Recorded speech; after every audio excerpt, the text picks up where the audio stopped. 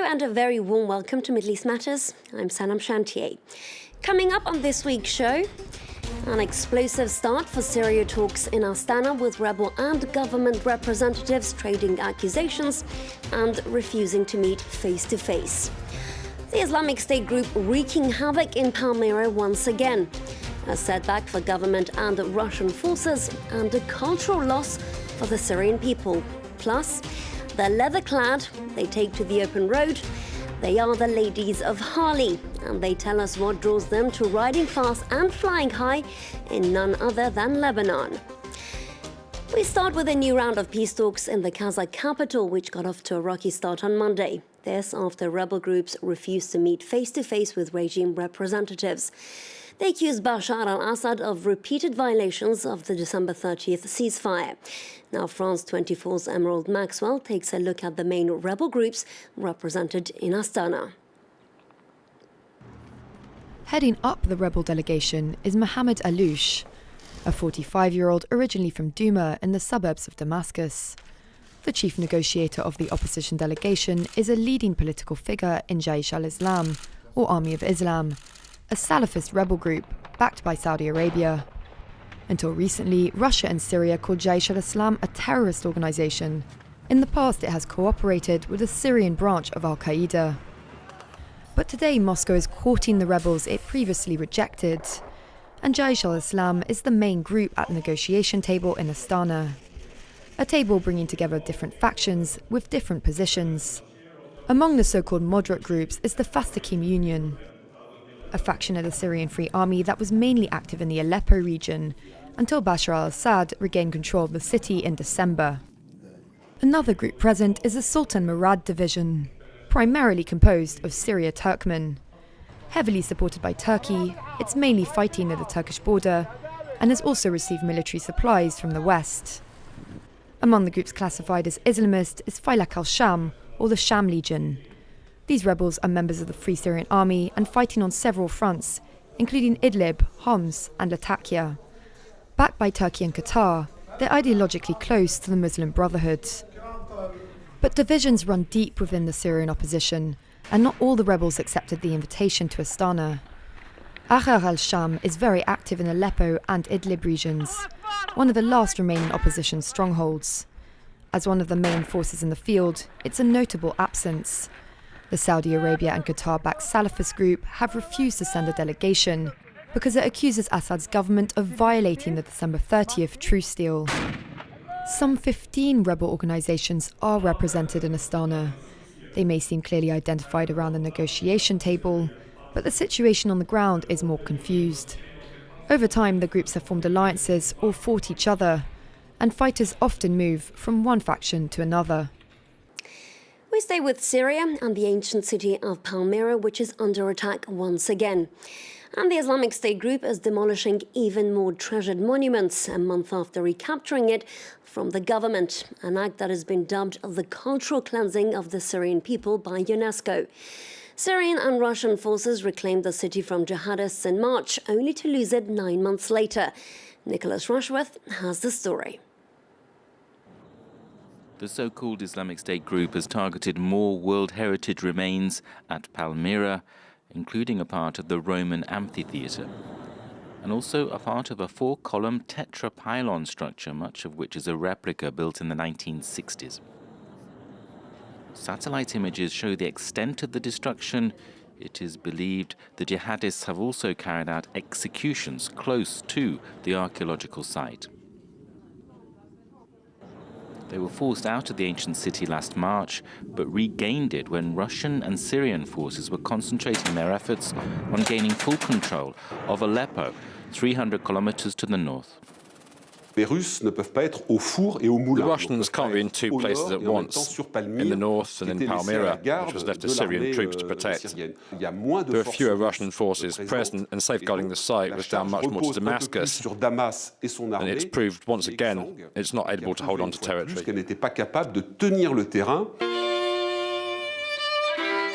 It is an embarrassing loss for Vladimir Putin. The Russian president appeared on a giant screen during celebrations marking the city's capture from the jihadists last spring.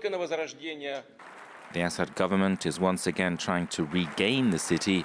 Its troops are nearby. But time is of the essence. The site was already partially destroyed during the months the jihadists took control before and is vulnerable once again. It was once one of the most important centers of the ancient world. After 2 years of political deadlock last October, Lebanon finally got a new president. When he took office, Michel Aoun promised to reform the electoral system to better serve the diverse mix of religious communities. In Lebanon, half of parliamentary seats are reserved for Muslims and half for Christians, and that's not about to change. What the president wants to do is to reform how members of parliament are elected. As Claire Williams explains, not everyone agrees with the upcoming plans.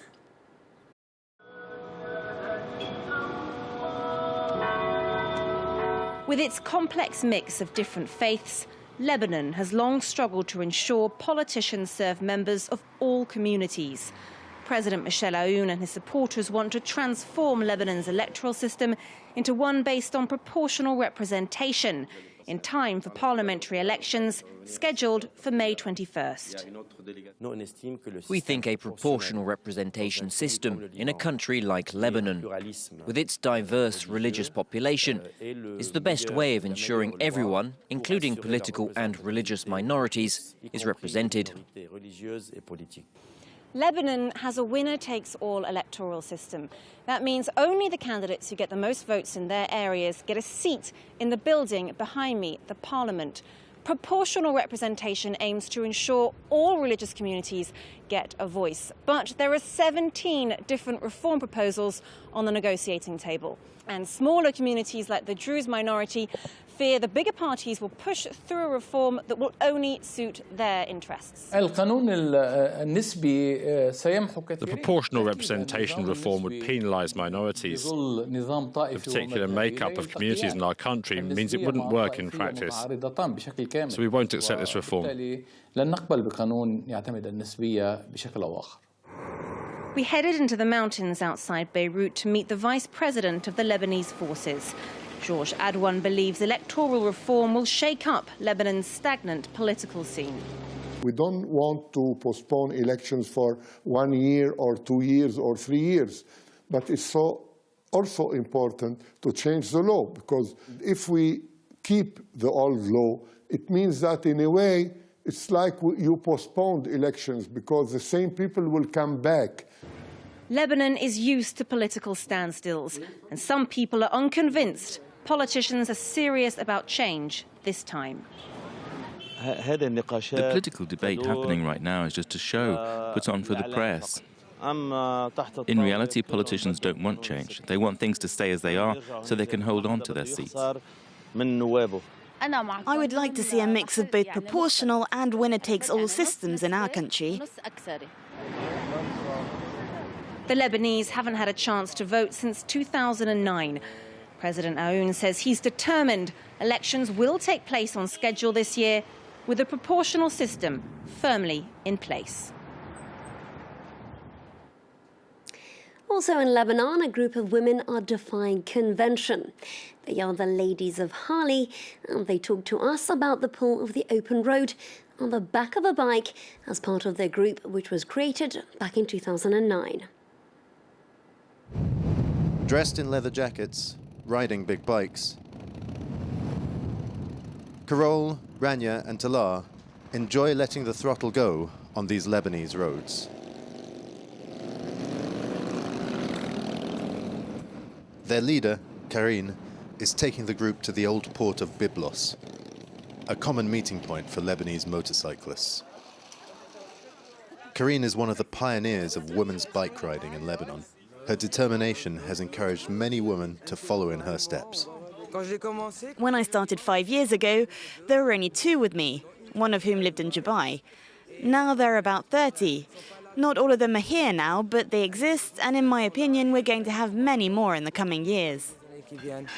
Claudine just received her motorbike license. This is her first outing with the girls. It's a dream come true for this mother of 3, despite the prejudices of her colleagues and friends. All of them were sceptical to begin with. For a lot of people, bikes aren't exactly made for girls. It's too heavy, it's too hard, it's too dangerous. But I told them, I can do it, I'll manage it. But riding in large groups can sometimes cause incidents. This driver believes that the bikers create traffic jams. It happens often, but the best thing to do is to wear a little bit of red nail polish. When they realize that we're girls, everything runs more smoothly. They're a lot less aggressive with women than men. So in fact, it's an advantage to be a woman. In general, though, the bikers are welcomed, perhaps even to the point of stirring a little admiration. Everything is limited in Lebanon when you are a woman.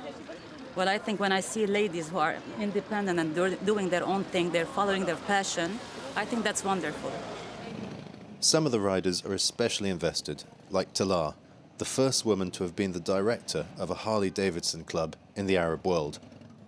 Her family actually encouraged her to return to biking, a passion that she abandoned to raise her children. When I think about what biking is and how it returned to my life, then I say to myself it's an infection that enters your blood, and then you have no choice but to feed it unless you want it to gnaw at you. When you get the urge, you have to go with it, and then it starts. It's a kind of medicine. In a troubled region, Lebanon is, in some ways, an exception for these women who aim to continue spreading their passion for biking.